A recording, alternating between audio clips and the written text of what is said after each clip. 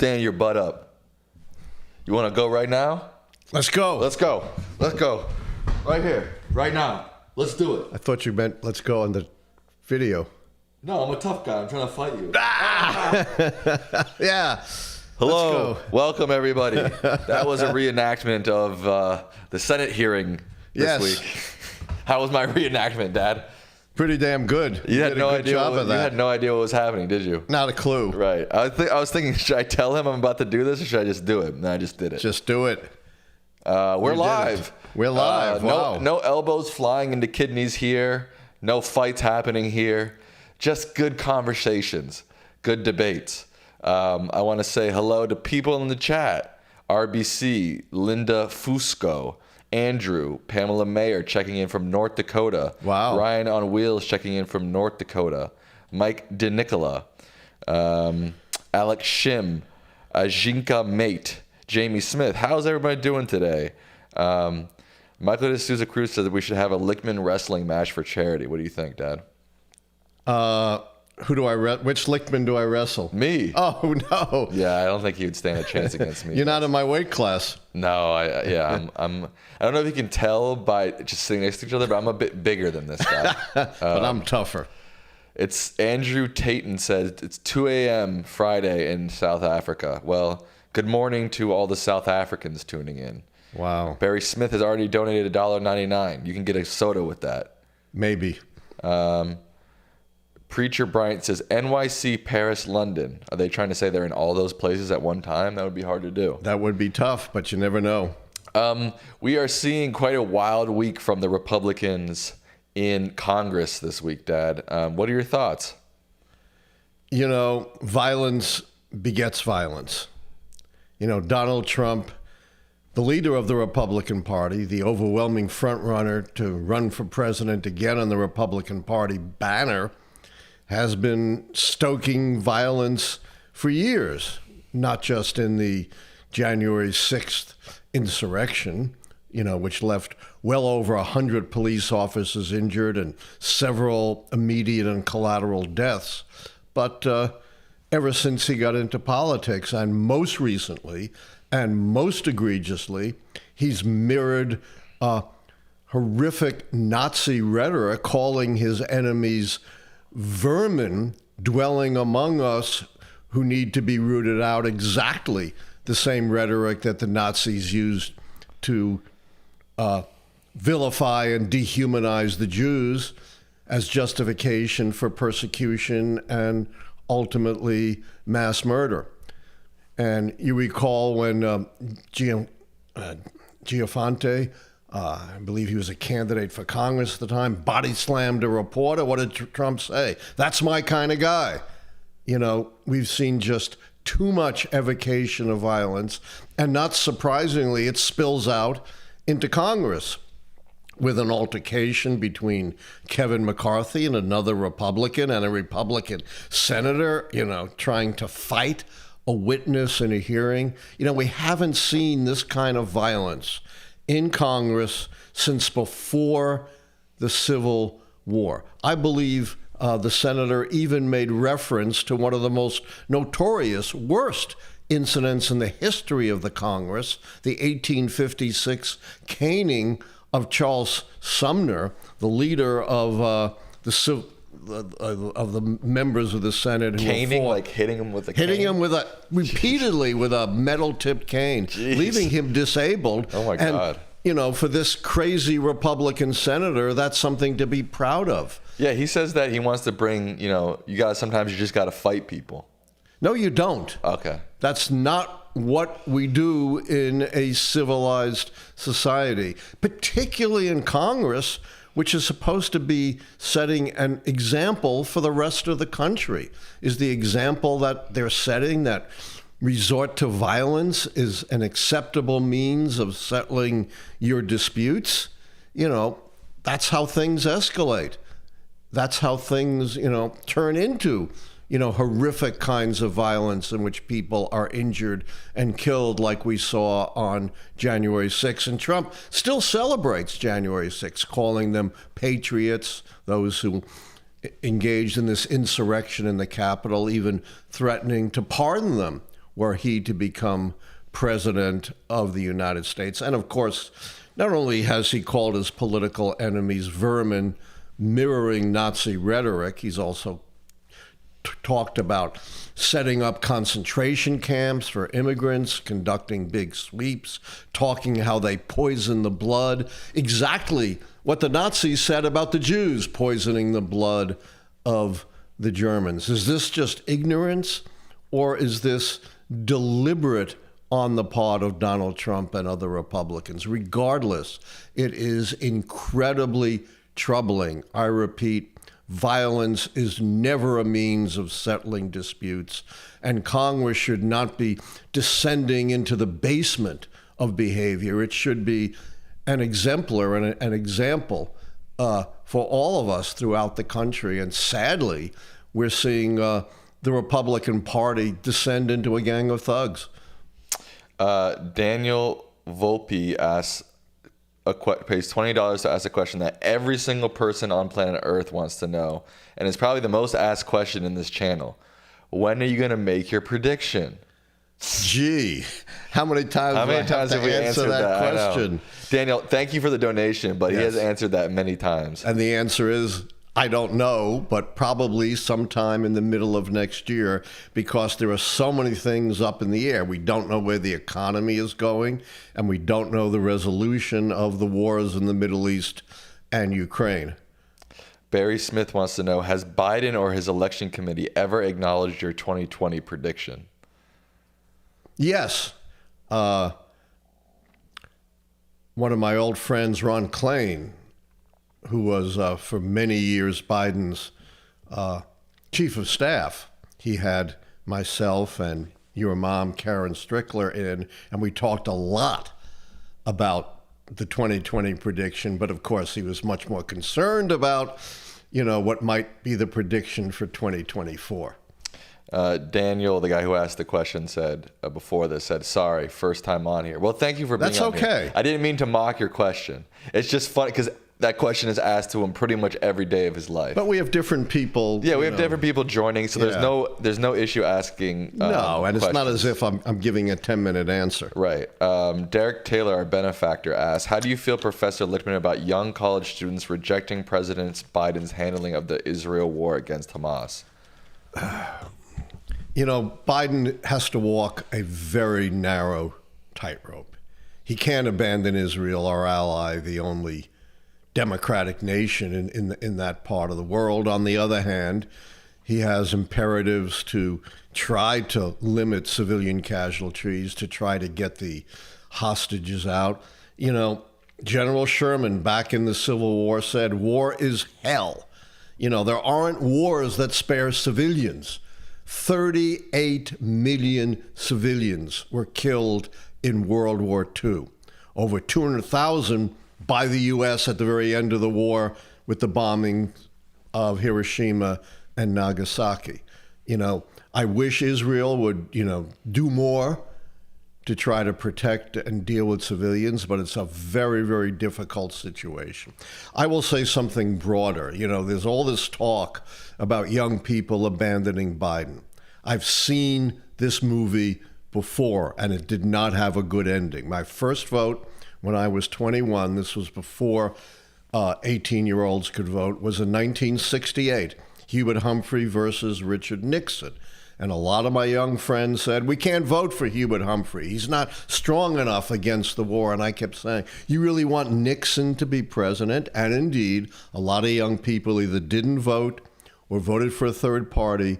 And the result was, in a eyelash close election, Nixon was elected, gave us the horrors of Watergate, and dragged on the war in Vietnam for 6 more years. Young people, as much as you may be somewhat disappointed in Biden, do you really want to elect a president who was basically promised to destroy our democracy and spend his entire term persecuting, retaliating against everyone but his own supporters? Well, Trump's handling of this Israel-Hamas conflict would be much more brutal, you would think, than Biden's approach, too. I mean, if you saw what the Republican candidates were saying on the stage about Hamas, and I mean, they're talking about extreme violence, basically. Yeah, I mean, the whole party has descended into violence. They're talking about extreme violence against the people living in Gaza.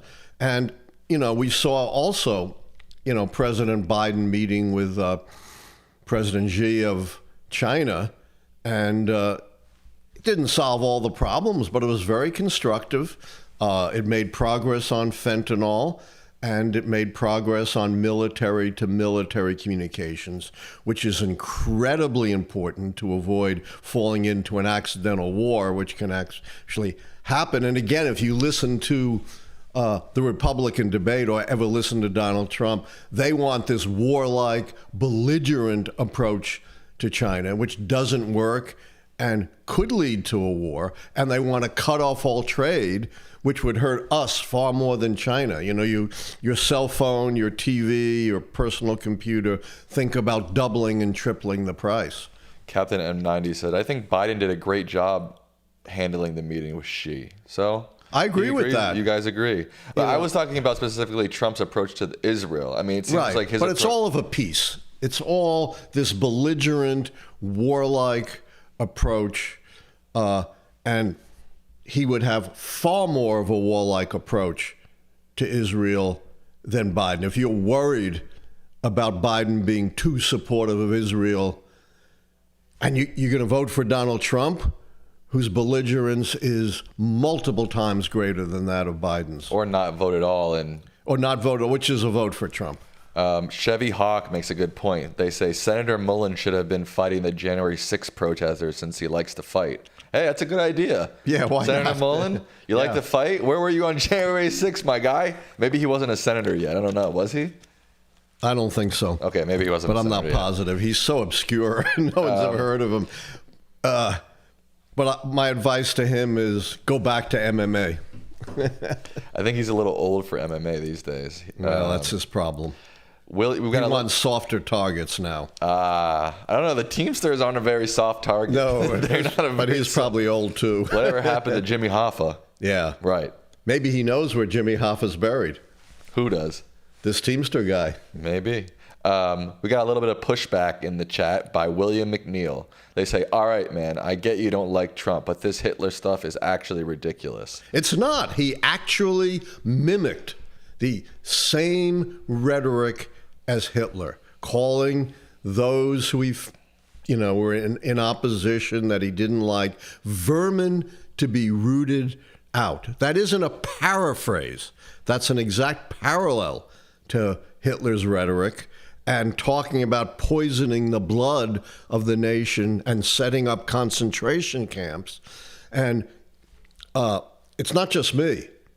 And I've written a whole book dealing with Hitler and the Holocaust, FDR and the Jews, but those historians who are much more knowledgeable than I am about the Third Reich, who are historians of the Third Reich, a number of them have come out and said this is an exact parallel to Hitlerian rhetoric.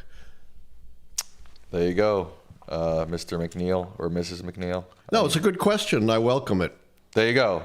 Mike D. Nicola says, do you think some journalists in the mainstream media, Andrea Mitchell, Chuck Todd, Maggie Haberman, are biased towards the GOP? They seem to get off on vilifying Biden every chance they get.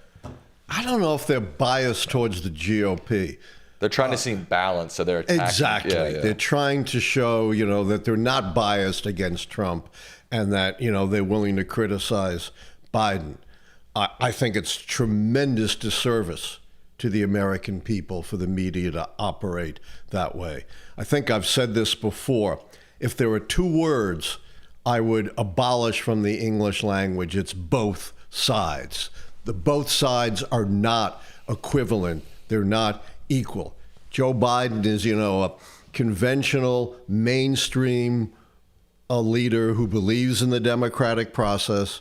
Donald Trump is a rogue who has incited violence and has been, you don't have to guess with Trump. He's right out front. He tells you exactly what he's going to do. And he's, very out front indicated his complete disdain for the democratic process, his desire to stay in power indefinitely and to retaliate against anyone who doesn't support him. You know, we had this leaked video out of the Georgia RICO case of lawyers who are right in Donald Trump's inner circle who have pled guilty and made statements, and they've said, you know, that it was quite clear that Donald Trump's intention was to stay in power indefinitely, no matter the circumstance. Excuse me. Longtime viewer Andrew asked, after the Watergate mess, Republicans were largely healed and rescued by Ronald Reagan. Do you think someone can help them this time in the post-Trump era? You would hope. You know, Ronald Reagan was a very important figure in the Republican Party who did restore faith in the party after it, of course, plummeted from the crimes of Richard Nixon and Watergate. You know, one figure who might have been able to do that is Mitt Romney, but Mitt Romney is retiring. He's getting out of politics. You know, we saw other figures who tried to do that, like Liz Cheney, who, by the way, is no liberal. Just Liz Cheney is a down-the-line conservative leader, the daughter, of course, of the extremely conservative former Vice President Dick Cheney. And Liz Cheney and others who tried to take that role have essentially been drummed out of the party. You know, again, you know, the media is so wrong about so many things. And one thing they're wrong about is, oh, you know, these mainstream Republicans can resist Donald Trump. The mainstream of the Republican Party is the Donald Trump Republican Party. There isn't this so-called old-fashioned Ronald Reagan, Gerald Ford type mainstream. It doesn't exist anymore. Those who are in that mainstream are either out of politics or, as we've seen from some of the retirements, leaving politics.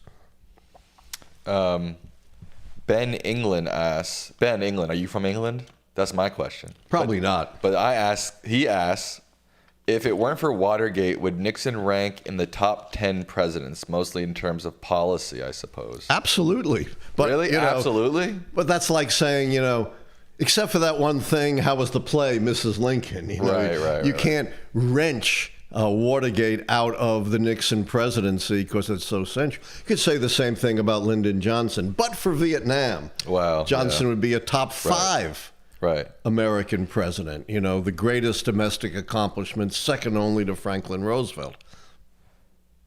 Correct. And I have said, you know, in my book, my 2008 book, which I'd recommend to everyone, White Protestant Nation, The Rise of the American Conservative Movement. I've said in my book, right there, winner of the finalist for the National Book Critics Circle Award for all nonfiction books published in America.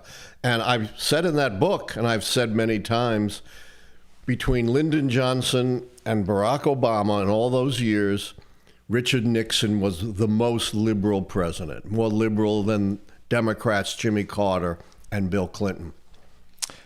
R_01 asks, how is the GOP infighting going to affect the 2024 election?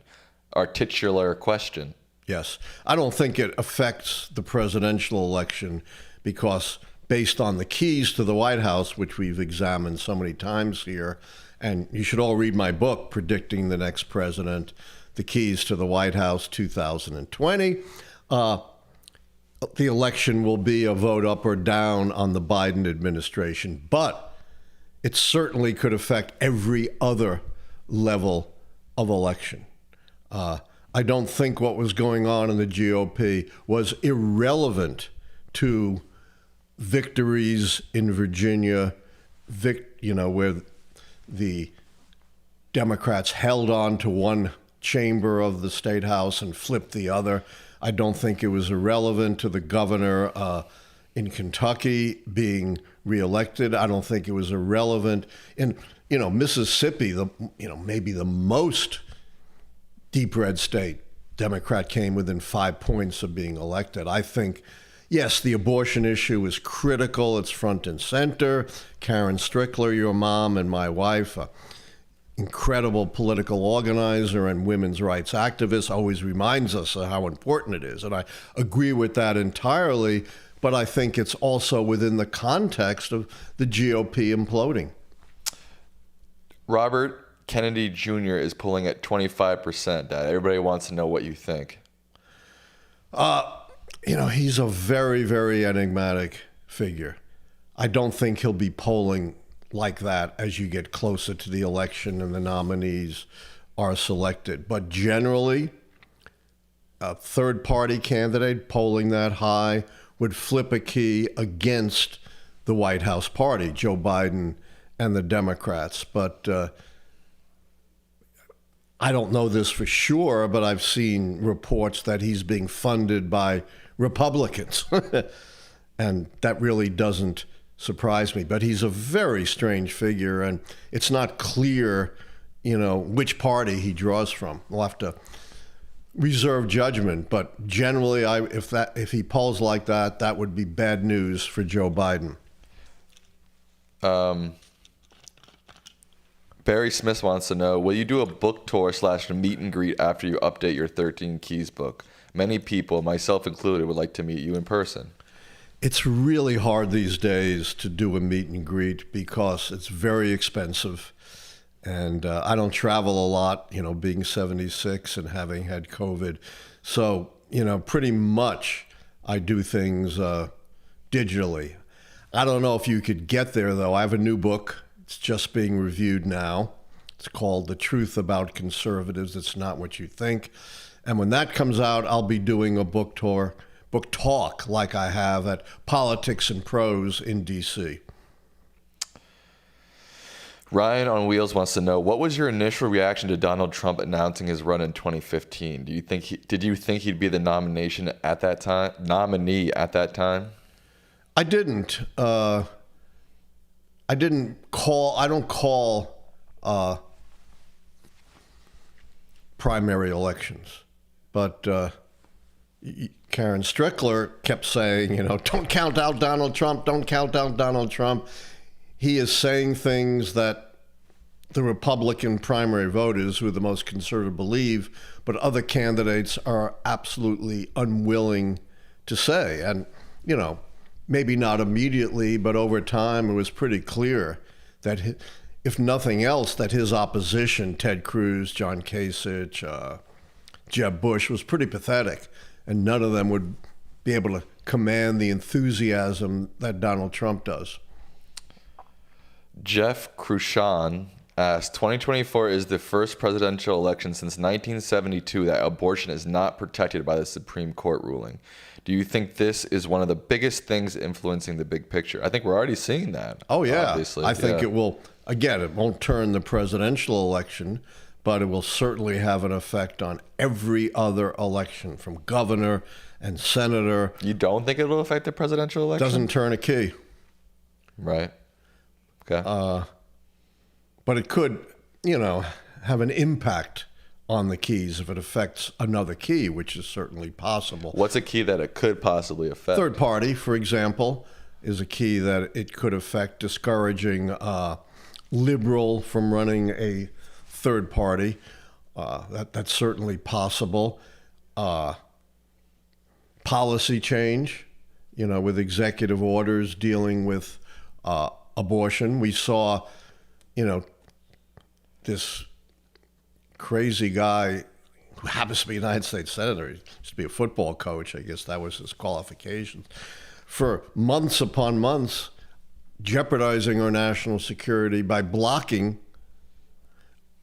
critical military appointments, including at the very top of the military, because of policy regarding travel for abortions. Not abortions themselves, but even travel for abortions. So you can see the policy, contrast between Biden and his opposition.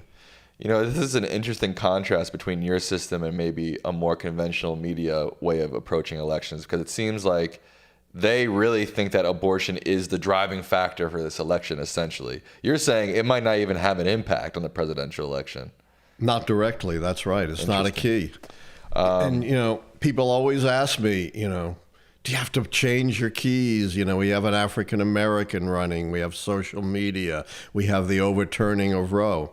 And those are all significant things, but you can't change a system on the fly. My system goes all the way back to 1860. So it's a very robust historical system, and you can't just change it willy-nilly in response to what seems to be new in a given election. It applied way back when we were a farm economy. Women didn't vote, blacks didn't vote, no polls, no automobiles, no jet planes, etc. So how do you account for like an influx of voters who maybe haven't voted for a while, or young women who've never voted influxing because of the abortion issue? Where does that come into play in the system? It doesn't. In other words, Right. The system is very different from conventional politics. Right. It doesn't break down the electorate into groups, and it doesn't try to come up with a prediction based upon how all of these individual voters might be responding. I'll give you an example. You pour sugar into a hot cup of tea. You cannot figure anything out by trying to follow all the individual sugar molecules, which is what, this kind of analysis of presidential elections tries to do.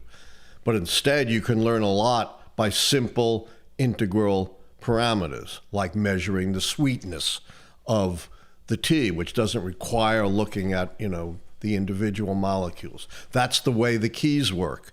We measure simple integral parameters that look at the system as a whole rather than breaking it down into parts.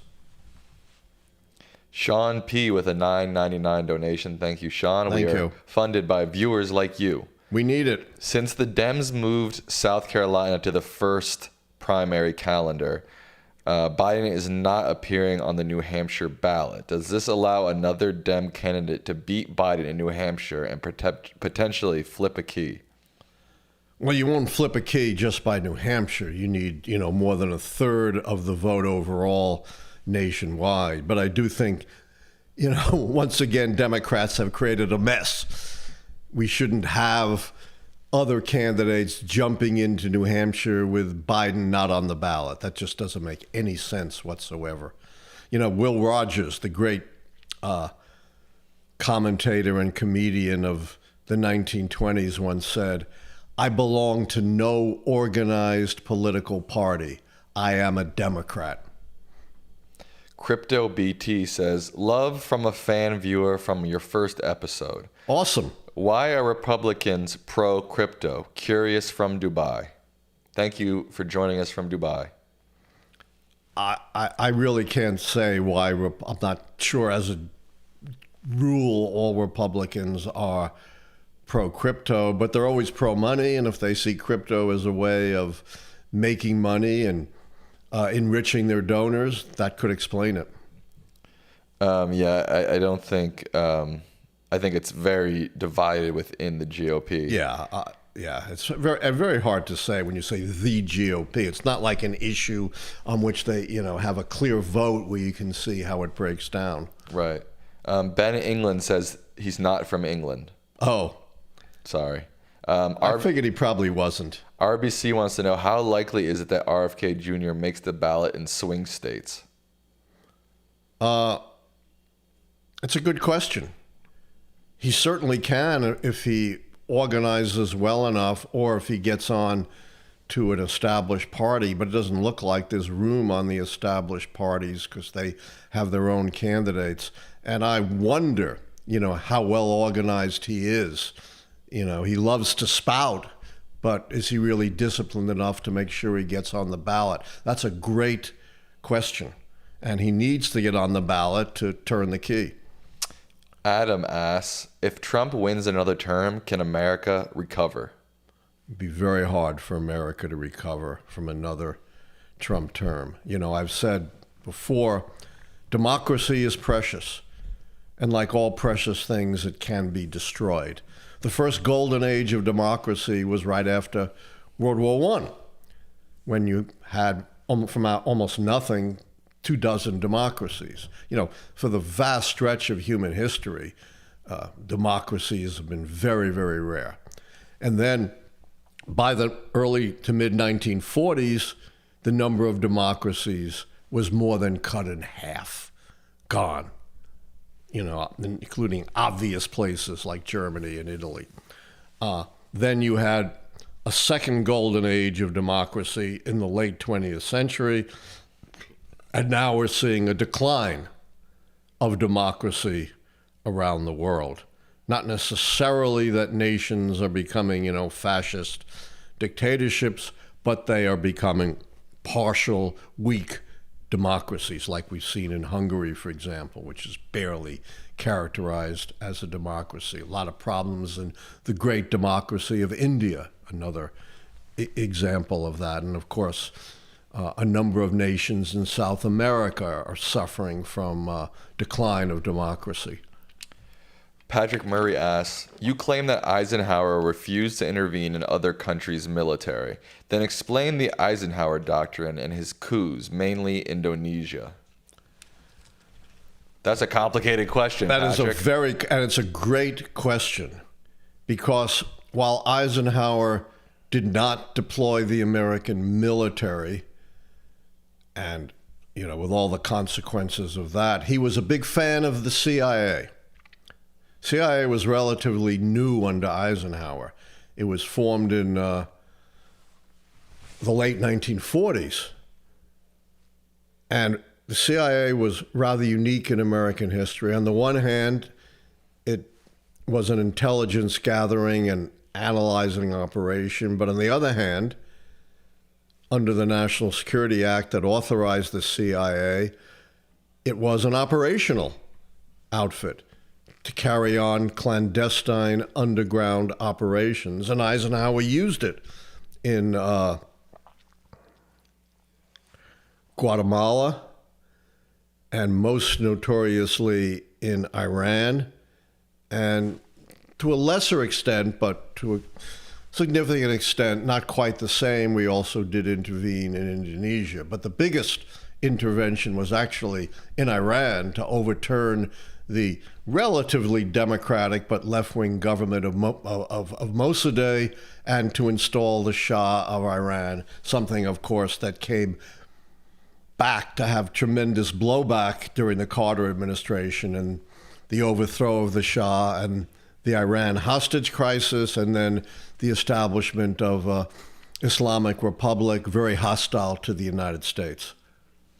Pierre Holmes asks, Allan, would you agree that Washington, Lincoln, and FDR are seen as the holy trinity of greatest U.S. presidents? I think most authorities would agree with that. I certainly do. Are you an authority? As much as anyone. Right. I don't particularly like these presidential polls, but, I'm as much of an authority as anyone else they would consult. Let's put it that way.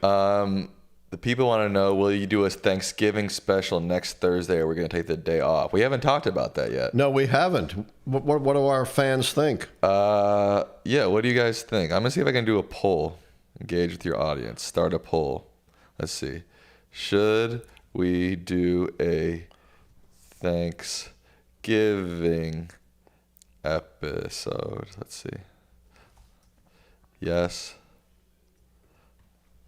No. How many viewers do we have right now? We have 160 viewers. That's nice. And I just put up the poll. Yeah. All right. We don't have to wait. We can continue to take questions. How about you let me run the show, man? I know what I'm doing here. You don't got to give me stuff like that. But you're a young punk. Right, so I know what I'm doing. Good point. I'm an old dinosaur. What do I know? That's what I'm saying. You're absolutely right. Right. Let's see here. Staffer wants to know, do you think there will be a backlash big enough to overcome from within the Republican Party if he loses in 2024? I really don't see it. There was an amazing article today in the Washington Post by the editor of the Conservative National Review, which William F. Buckley had founded way back in the 50s. And basically he was saying, we didn't really lose in Virginia. Even though we lost, it was really a win for this 15-week abortion ban, which was clearly rejected by the voters, was, a big setback for Governor Youngkin, supposedly the future of the Republican Party. And somehow he said that's really a win. So there was tremendous rationalization going on in the party. So, plus, as I said, the mainstream of the Republican Party is in sync with what Donald Trump believes. And, there isn't a Ronald Reagan on the horizon to move the Republican Party more to the center. I don't see it. Pamela Mayer asked, Manchin is saying he would run for president. However, it appears the No Labels Party does not want him. What are your thoughts? Yeah, Manchin says a lot of things. Maybe he will run for president, but he's got to get on the No Labels Party, or, he's not going to organize, individual states to get on the ballot. He's also said he may leave the Democratic Party. I'm skeptical of Manchin running, but not impossible. I saw him out there saying that the Biden-Kamala ticket is not a good one. It's like, what are you bringing to the table, Joe? I don't think a better one than that. Yeah, exactly. Yeah. Joe is so out of sync with, Which Joe? There's two Joes. Oh, Manchin. Okay. It's so out of sync with, the great thrust of the Democratic Party that, he'd be vastly worse as a candidate than the Biden-Harris ticket. What are your thoughts on the National Popular Vote Interstate Compact and the likelihood it would be enacted? Would it change the keys? What is that? Wouldn't change the key. This is an effort by the states to agree that the electoral votes of those states would go in conformity to the national popular vote. The problem is no Republican states have signed on, and Democratic states are not going to commit to that on their own and give a huge advantage to the Republicans. Right, I do know what that is. Sorry for my confusion. It's all right. I straighten you out as always. How about I straighten you out? We're in the fighting episode. So you're one of these fighting Republicans. No. Ish on Belmont. Professor Lichtman, New York pizza or Chicago style pizza? Love them both. I grew up on New York style pizza, Tony's Pizza, 15 cents a slice. I'm really dating myself. But recently I discovered incredible Chicago pizza, Illuminati's, just off the Chicago River there. Unbelievable Chicago style pizza, world class. What would be your list of the 10 worst presidents? Someone once asked me that. I'm not going to go through 10. Oh, but did we talk about this already on this show? Yeah, I'll just give a few. James Buchanan, Andrew Johnson, Franklin Pierce, Herbert Hoover, Donald Trump. And I'm not alone in that. All these silly polls pretty much agree that these folks belong at the bottom for different reasons. Elemental Bot says, hello, Professor and Sam. Do you guys have any idea why Biden might be going back on many of his climate promises, like when his administration approved the Willow Project? Yeah, I was a little confused on why he did that.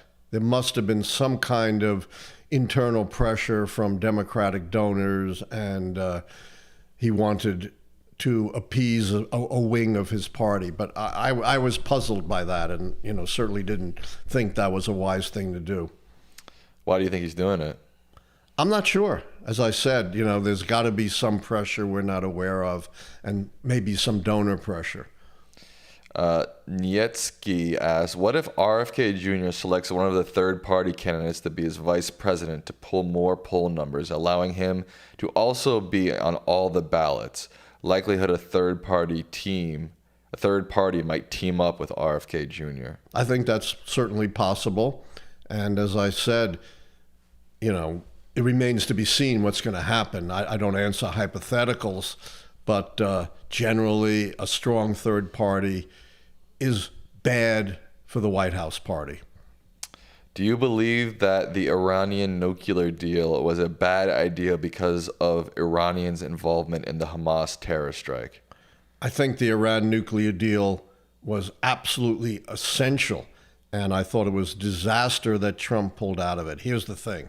The Iran nuclear deal was not designed to turn Iran into a pro-Western democracy. It was not designed to stop Iran from sponsoring terrorism. It had one objective and one objective only, and that was to stop them from developing a nuclear weapon, and it was working. Even Donald Trump's own administration officials agreed it was working. And to say, it's a bad deal because, they're sponsoring terrorism is a non sequitur. That's not what the deal was about. And why did Iran agree to it? First of all, it wasn't just the U.S. Even China and Russia, France and Germany and the U.K. were on board. And secondly, if they violated it, they faced, some pretty crippling sanctions. And now it turns out, and who knows, but there have been news reports that Iran's nuclear program is revving up, and they may, sometime in the future develop a nuclear weapon. Imagine a nuclear-armed Iran and what that would do in the most least stable area of the world. Just a tragedy that we pulled out of that for no good reason other than bluster. All right, I'm going to end the Thanksgiving poll. We got 91 votes and 77% say we should do a Thanksgiving episode. Oh, why not? Okay. Unless we fall asleep after eating turkey. But yeah. I think that's a myth, that turkey makes you fall asleep. I think it's a myth, yeah. Jordan Johnson with a super chat. Thank you, Jordan. They asked, Professor, how did John Quincy Adams' time abroad, living in France with his dad, living alone in Russia, help shape his policies / worldview? Oh, I think it made him, probably the most cosmopolitan, certainly the most cosmopolitan president of his time, although Thomas Jefferson, also ranks there. And I think it was extremely important in shaping the worldview that when he was Secretary of State under President Monroe led to the Monroe Doctrine. It was really Quincy Adams who fashioned the Monroe Doctrine as Secretary of State, basically a big bluff that succeeded, telling European powers, hands off the Western Hemisphere. Great question. We have some pretty sophisticated people out there. Absolutely. Andrew asks, hey, Professor, a very, very unusual question. We've had a few of those. I read this ahead of time. It's not that unusual. Do you remember the atmosphere dominating in America in 1962 during the Cuban Missile Crisis? Do I ever? Let's see. I was in high school, believe it or not, at the time. I'm class of 63, just had my 60th high school reunion. And we were scared stiff. We were incredibly frightened. I remember sitting in the cafeteria and they were broadcasting, news of what was happening with the blockade. And, we were afraid, the Soviets would try to break the blockade of Cuba. And, we're in New York City. I went to Stuyvesant High School, downtown Manhattan. We figured, we'd be obliterated. And we breathed such a sigh of relief when, it turned out that was not the case. And let me add, this isn't from my personal experience, but from my work as an historian. We came incredibly close, much closer than people realize, to World War III. There was a submarine, a Soviet submarine, that unknown to the U.S. had a brand new nuclear torpedo. And we were surfacing submarines by dispatching blank depth charges that made noise but didn't actually explode anything. But this submarine lost contact with Moscow and was hearing these, depth charges go off, and it thought World War III had started. And the captain gave the order to launch the nuclear torpedo against the flagship of the U.S. fleet, the aircraft carrier USS Randolph. Can you imagine if the USS Randolph had exploded in a mushroom cloud. No question World War III would have started. But the Russians were not stupid, and they would not allow one person to launch a nuclear attack. It took 3 of the top officers, and 2 of them agreed, and one of them, just one, said no and averted World War III.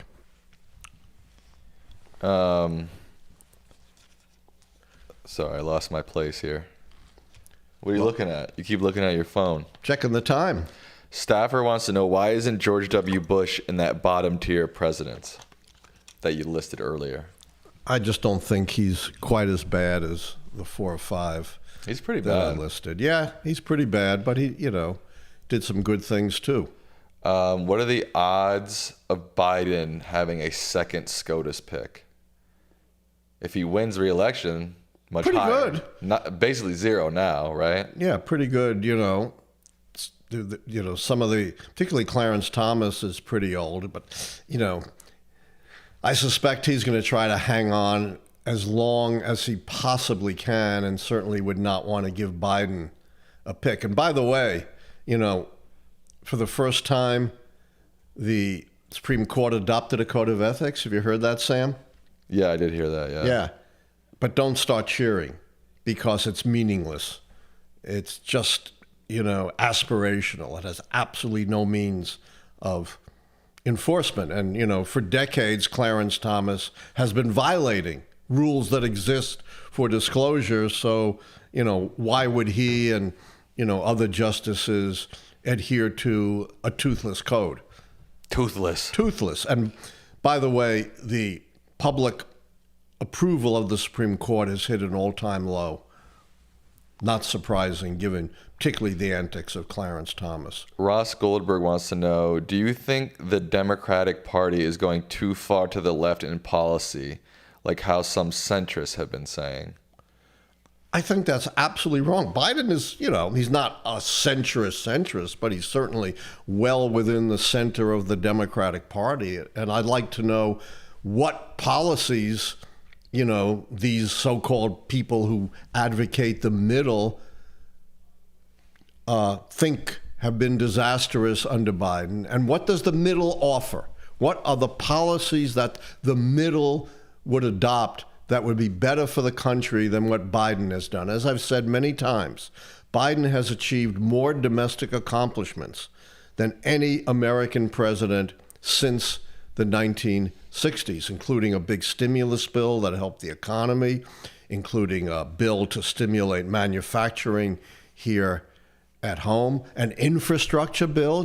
Trump promised Infrastructure Day for 4 years and never delivered. A modest climate change bill, not the so-called Green New Deal, a bill to reduce inflation. And by the way, inflation is way down recently. So, this hardly is a hard left agenda. He hasn't called for a single payer health care plan, or huge cuts in the military that, those in the left might want us to adopt. Are we going to cover the Gavin Newsom, Ron DeSantis debate later this month? What do you think? Why not? There you go. Thomas Pardo with our first donation of pesos, Dad. Pesos? Pesos. Can you spend pesos? I think YouTube converts it for you. Oh, nice. Yeah. I always thought YouTube was useless, but hey, that's valuable. We've talked about this a lot, but we will talk about it since it was a super chat. Does the Afghanistan withdrawal count as a major foreign policy failure? No, it really isn't. We had to get out of Afghanistan. The American people overwhelmingly supported getting out of Afghanistan. And the Trump administration had already set in motion plans to get out of Afghanistan. The big failure was mainly that it was disorganized, the optics were terrible, and again, you had the mainstream media bending over backwards to try to show us how bad the withdrawal was. It was infinitely better, for example, than the withdrawal from Vietnam in 1975. But I haven't heard much about that. Have you, Sam? I haven't heard a thing from any of these Republican debates about Afghanistan. So unless, it's somehow, like the phoenix rising from the ashes rises from the political ashes, I would say no. Yeah, I've heard mentions of it, but nothing major for sure. Yeah. Would a nuclear free zone in the Middle East, including Israel, Iran, and Saudi Arabia, as proposed by China, work if implemented like the 2015 JCPOA? I wish it could work, but is Israel ready to give up its nuclear weapons? Is Iran, without some huge incentive, willing to give up its nuclear development program? I don't think so. Ronald Reagan and Mikhail Gorbachev, the reform president head of Russia, Soviet Union in the 1980s, came very close at the Reykjavik summit in 1987 to abolishing a treaty to abolish offensive nuclear weapons. Whatever you may think of Ronald Reagan, he was firmly, vigorously against nuclear weapons. Unfortunately, the military establishments on both sides were fundamentally against it. There wasn't a lot of trust. So we've come close. And, I wish we could come close again. The world really lives on the precipice of total destruction. Oh, come on. Yes, if there was a nuclear war, no, I know, World War III, it's a bummer, man. It is a bummer.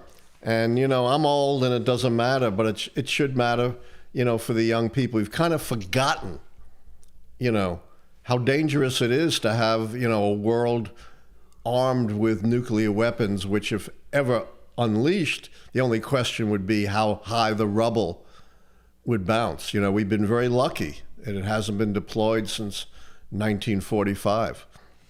The DM Productions with a bit of a critical question. And half That's of it's fine. Yeah, we take on critical questions. Of course. And half of it's directed towards me, so I'll answer the first half.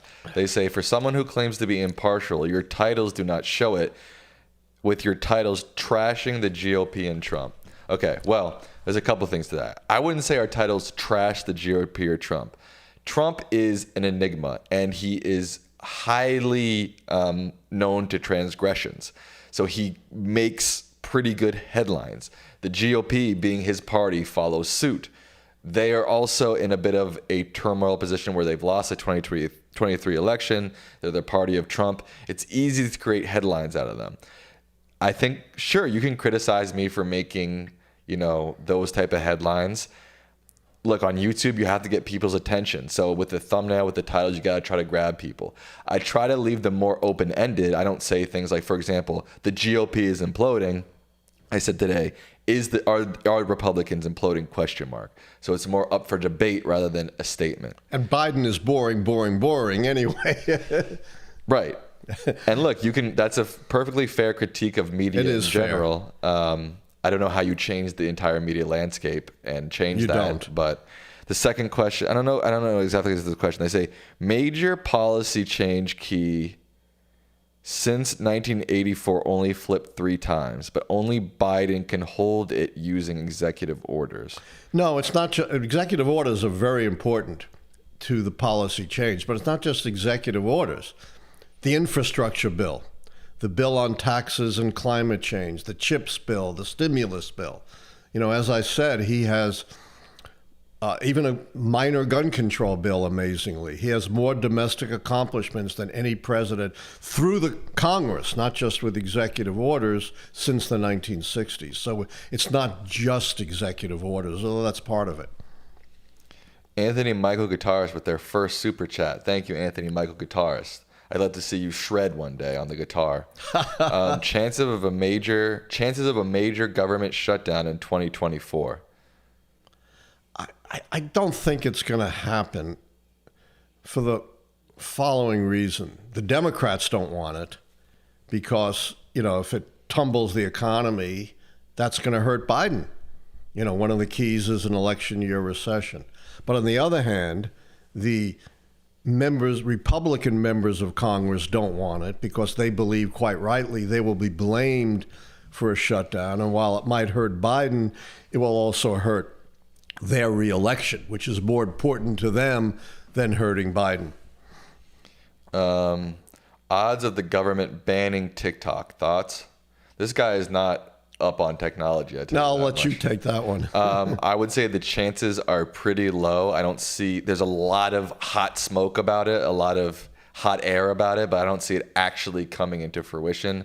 I think if they really want to make a change in terms of social media, they need widespread regulation and widespread policy change on it. And I think that would be good if we could figure that out. But I think TikTok is such a clickable hot button issue that you're going to see it being talked about for a long time, but I don't think you're ever going to see anything actually move on it, maybe other than some, far right, legislation that'll never pass. All right, I think we will start to wrap things up. Oh yeah, it's 5 of 8. We've been going for almost an hour. Yeah. I'll take a couple more questions if they're out there. If they're out there, if you guys have any questions that you really want to ask, Ryan on Wheels asked this a couple times. I don't know what he's talking about, but maybe you do. He says, maybe I don't. Allan, and you can just say you don't. Allan, are you familiar with the Tea Party Citizens for Sound Government? I'm familiar with the Tea Party movement, if that's what you're referring to. They're saying trying to get a constitutional convention. Yes, I am quite familiar with that. Okay. Go ahead. And that's been going on for some time. The original Constitution provides 2 ways to change it.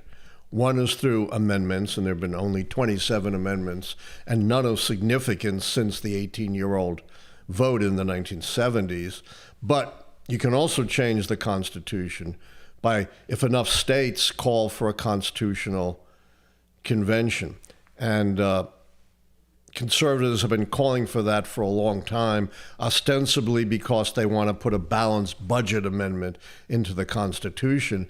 But you open up all kinds of mischief if you, in fact, have a constitutional convention, because just by the convention vote, they could abolish parts of the Constitution, change the First Amendment, establish Christianity as the national religion. Anything that the convention does gets baked into the Constitution. That's why it's so dangerous. The Anonymous Bear says, this is kind of a joke question. If you listed that framed signature from Trump you got on eBay for a really high price, would a Trump supporter buy it, you think? Possibly. How much do you think you could sell it for? I'm not selling it. Not selling it, folks. I have no idea. It's not intrinsically worth that much, but it might be worth a lot to a Trump supporter. There you go. The DM Production says, there's a playlist on YouTube of people filling out the 13 keys using the 13 key tracker. You should watch them on stream. Oh, I haven't seen that. I'd love to see it. The DM Productions, email me that. Let me further comment on that and maybe take one more question. The comment is, and I think I've said this before, one of the beauties of the keys is that it's the world's only do-it-yourself system. You can't use the polls to do it yourself. The polls are what they are. You can't use these complicated, political science models. But you can, in fact, go through the keys and answer them.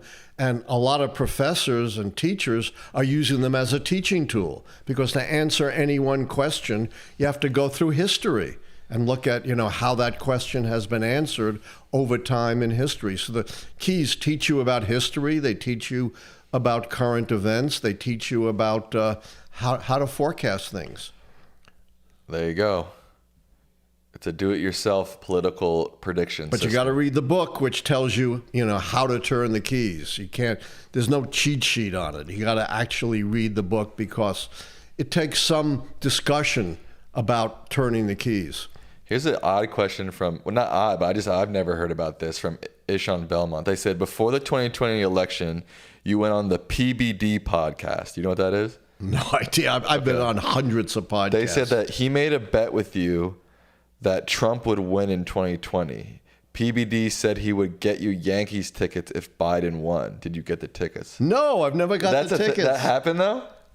I vaguely remember that, yes. Now that I had totally forgotten. As I said, I'm on so many of these podcasts and, don't follow them after I do them. But, yeah. But maybe I'm glad I didn't get the Yankees tickets this year. They might be better next year. That they weren't very good. What are your thoughts on Harriet Tubman replacing Jackson on the $20 bill?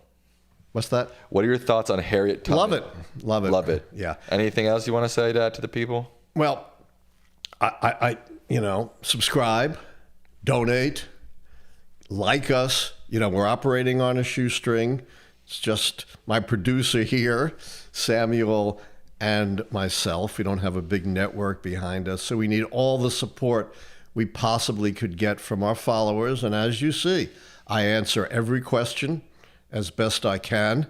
And, I don't mind hostile, negative, not hostile, but, critical questions are just fine. And, we give you things, like analyzing John Quincy Adams, for example, that you're not going to get from the conventional pundits and handlers and pollsters. That is true. We got 159 people watching, but only 78 likes. Oh, man. If you're watching now, give us a like, please. It really helps with the algorithm. I want to give some quick shout outs to people still in the chat.